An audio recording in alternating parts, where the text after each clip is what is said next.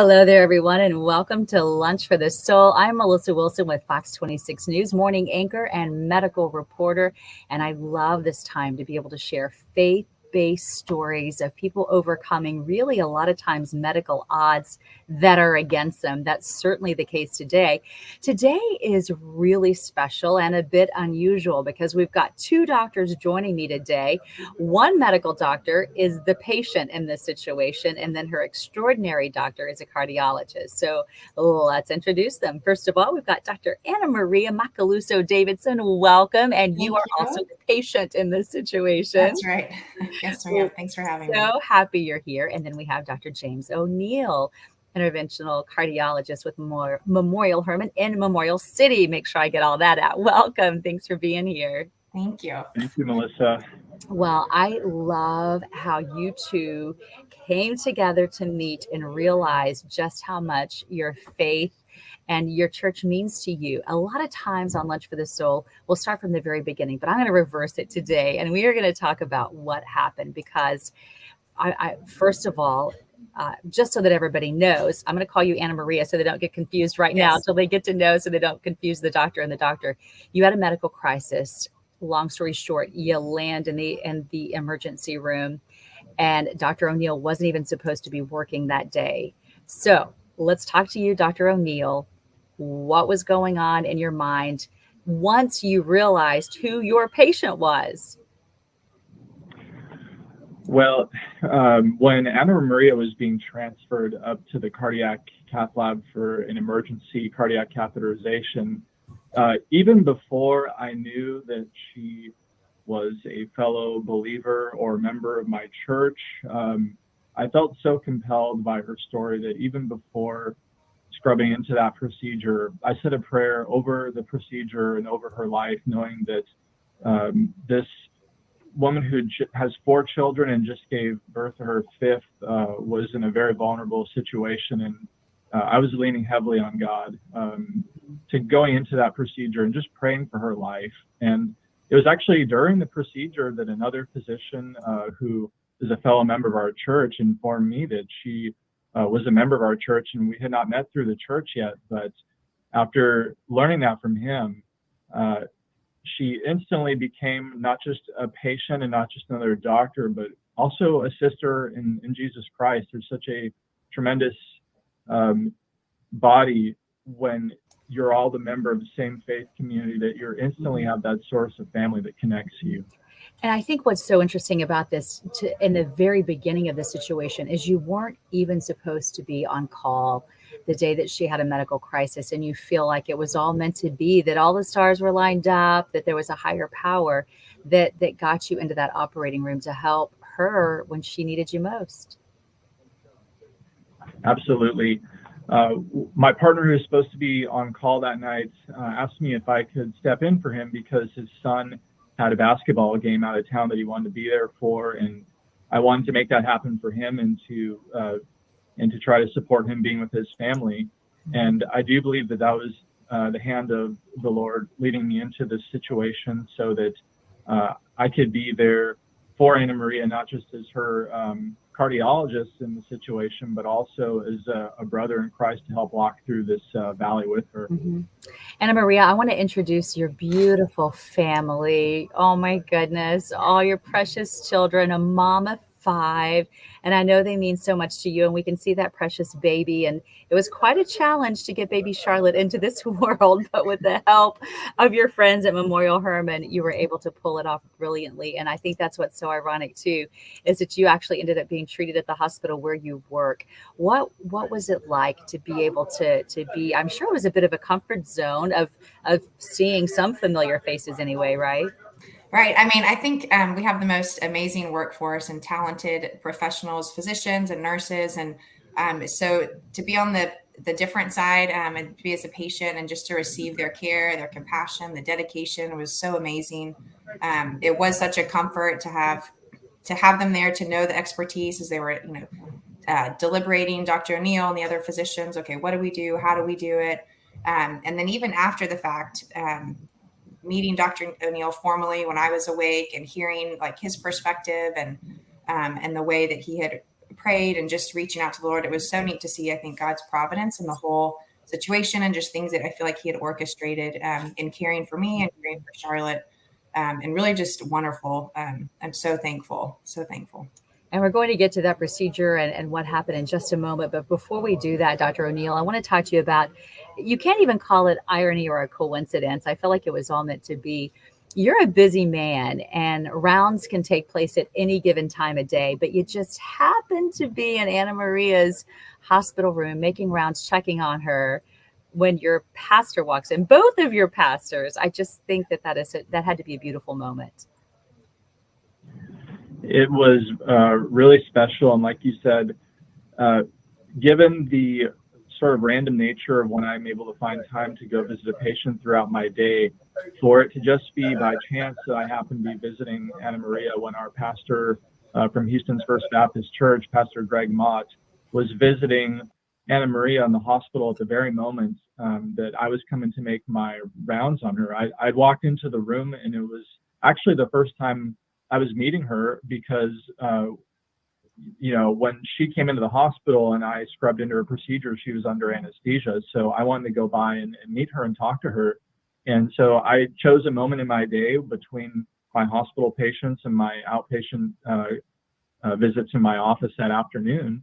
And it just so happened that was the time that our pastor came to visit Anna Maria. And his ministry has been such a huge impact in my life and in my spiritual growth and coming to know Jesus Christ more closely over the years, that to see him walk in at that moment and have all of us praying together and to have him praying over Anna Maria and over her family and over her medical team was just special beyond words, and was again just seeing the signs of God's hands throughout this story and bringing that unity of the body of Christ together there in the hospital, and through this difficult time, bringing all these people together who are involved in the same faith community in the same church is really special.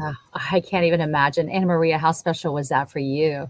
It was wonderful. It was so great to meet Dr. O'Neill and to hear his perspective, and just an encouraging knowing I had, it's someone that was super talented and capable and had been in the right place at the right time, learning about how to handle this procedure and the Lord teaching him, but then also the way that he handled the case and approached the case and was praying for me and so mindful of that as he was working through the case. And then just really special to watch, like from my bed as I'm resting, to see Dr. O'Neill and Pastor Greg, and my husband was there, just getting to see them talk and connect and to be prayed for. It was such a blessing and such an encouragement at that point.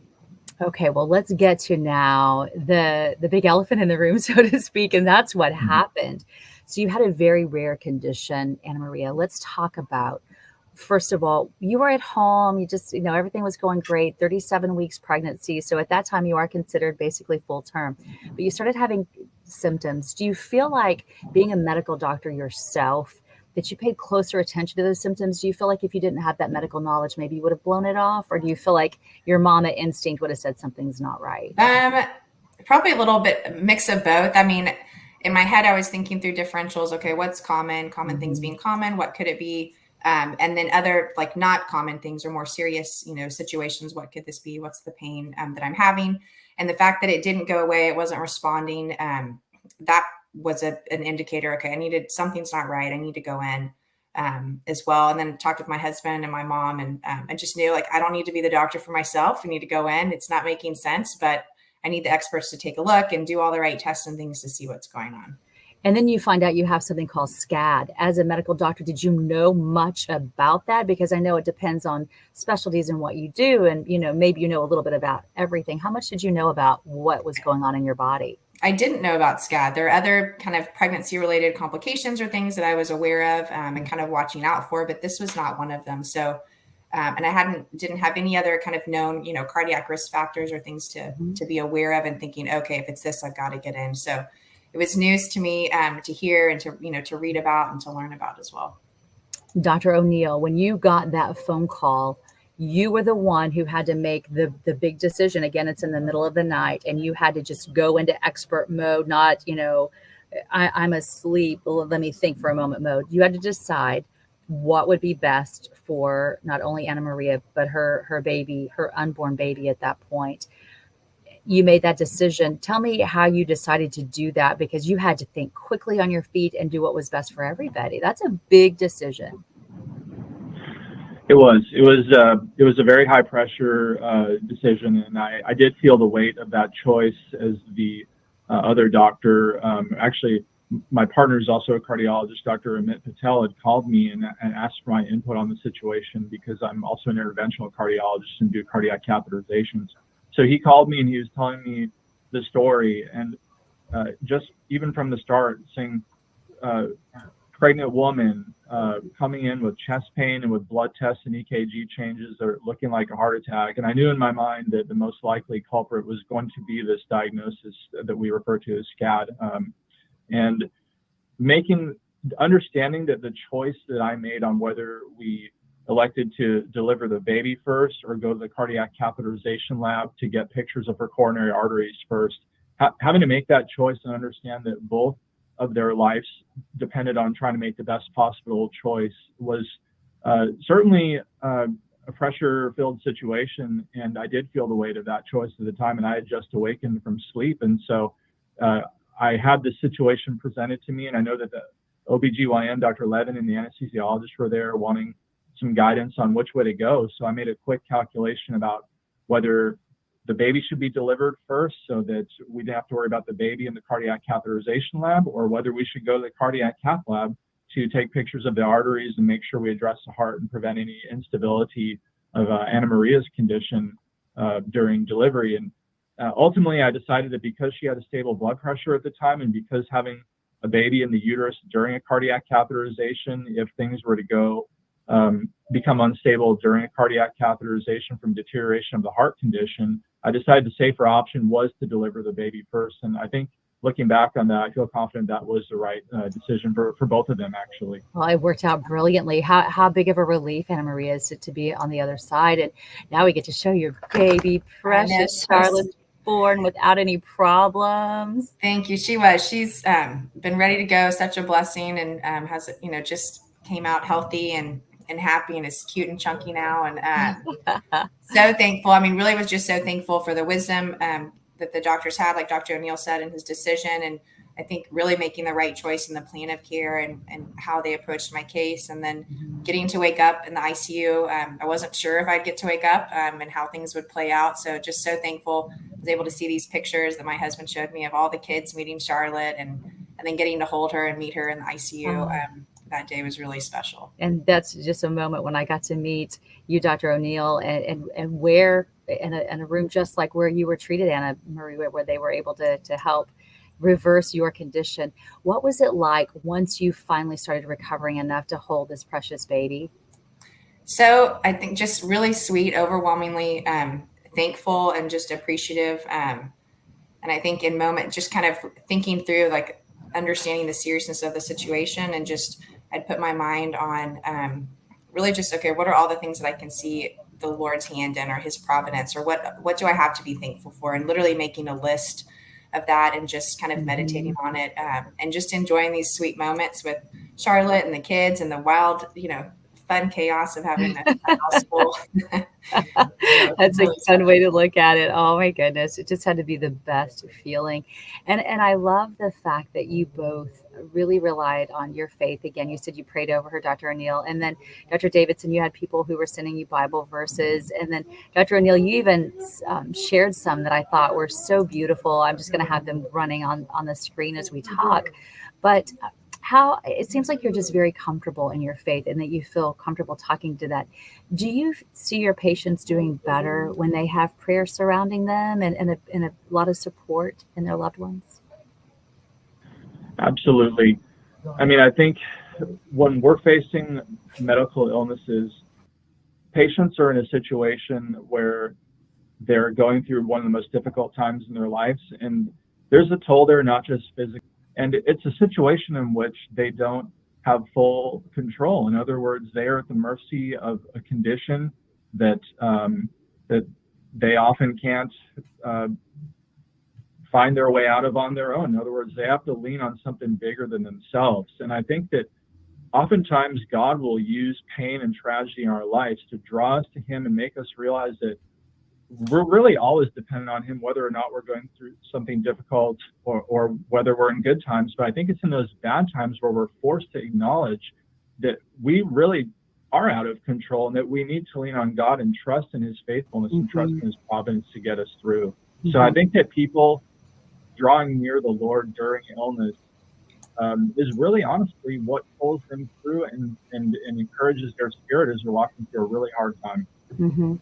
Well, precious baby Charlotte got to go home after 4 days in the hospital, and then you had a little more drama. I did. So let's go into that. It led you back into the operating room.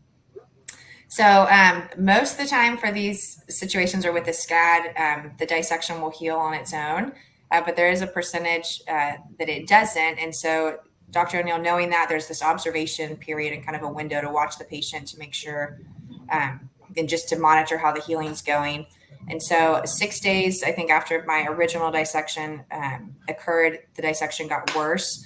And so very quickly, the team responded. I was back in the cath lab with Dr. O'Neill, and then Dr. O'Neill working with surgeons and the medical team to decide what's the right course of action. And ultimately, I went and had open heart surgery for a bypass procedure. Can you walk us through just, I guess, in as easy terms as possible with SCAD and what that means and what happened and then why she had to go back in for another procedure? Dr. O'Neill? Sure. So when most patients come in with a heart attack, sort of the traditional situation that we're all familiar with, cholesterol-filled plaque in the artery has the inner surface of it sheared away, and it forms a clot that shuts down blood flow down that artery.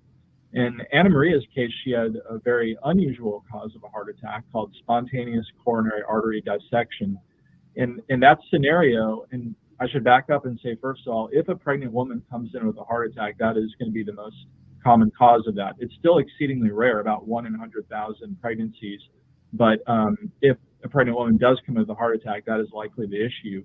And in this diagnosis, what happens is a tear forms on the inner lining of the artery such that blood starts to get into the wall of the artery and compress the lumen of the artery where the blood should naturally be flowing down. So it causes basically a blockage by blood going into the wall of the artery and smushing the interior of the artery. So that was the diagnosis that brought Anna Maria in. And typically in this situation, unlike a traditional heart attack where you would put a stent in to restore flow, in SCAD, it can actually be riskier to go in and put a stent in if you have adequate flow going down the vessel. And so in 90% of these cases, that tear on the interior of the artery heals on its own. And so the teaching is that you should not try to intervene and put a stent in, or else you could potentially make things worse. 90% of these get better, but some of them don't. So we decided to watch Anna Maria in the hospital, and she did great for the first 5 days after the event that brought her into the emergency room. And then on the 6th day, I got a call from her husband while I was seeing patients in my office, and he said she's having really severe chest pain again that came on very suddenly. I knew in my mind that it was very likely, based on those symptoms, that she was unfortunately in that minority of patients in which that initial tear that brought her into the emergency room actually continues to spiral down the rest of the length of the artery and then ultimately shuts down flow down the artery. That's a very serious situation because when she came in, she still had blood flow, but this had shut it all the way down. And so that is why she ended up having to go for emergency surgery to put a bypass graft on that artery to restore flow. You listen to all that, Anna Maria, as we wrap up. I mean, how big of a relief is it to be on the other side of this and your baby is just fine? You're here, you're alive, to be able to enjoy her and all of your children. It's got to be an amazing feeling. It is. So thankful. I'm so thankful for the expertise of the team, of Dr. O'Neill, for the way that he approaches his work, the surgeon, the whole team, or surgeons, I should say, that were on call to help out, and really just wonderful to see, God's provision and the encouragement, and so many friends and family that prayed and shared verses as well. And just really thankful to be here and to enjoy my family as well. Oh, I think you're muted actually. There we go. There you go. It's just such an honor to be able to talk to you both and just to know that you are so open and beautiful about your faith and making such a big difference in people's lives. And you never know when a conversation like this could open somebody's heart and let them find the love or something that's missing. And that would be because of you and talking about this. So only good health from you now on, sweet mama. Sounds good. That's my goal. And I have to tell you all, Dr. Macaluso Davidson has been an expert on my morning show many times. And so it's so interesting to see you in a different light. And thank you for inviting us into your home and letting me meet your precious girl. And Dr. O'Neill, you're a powerhouse of a doc. It's an honor to get to talk to you and to feature you. So thank you for sharing this story. Thank you very much, Melissa. All right. Big shout out to Memorial Hermann. You guys turn some amazing patients and are saving lives each and every day. So thank you again. Thank you. All right. And I just want to remind you all, this is a place to be every Wednesday. If you happen to tune in late, or maybe you want to watch some other Lunch for the Souls, you can always go to YouTube and just search for Fox 26 Lunch for the Soul, and you will find us there. If you have any ideas, you can always reach out to me. I would love to hear from you. Just go to melissa.wilson@fox.com. Send me an email, and hopefully we'll see you on Lunch for the Soul. Have a blessed day, everybody.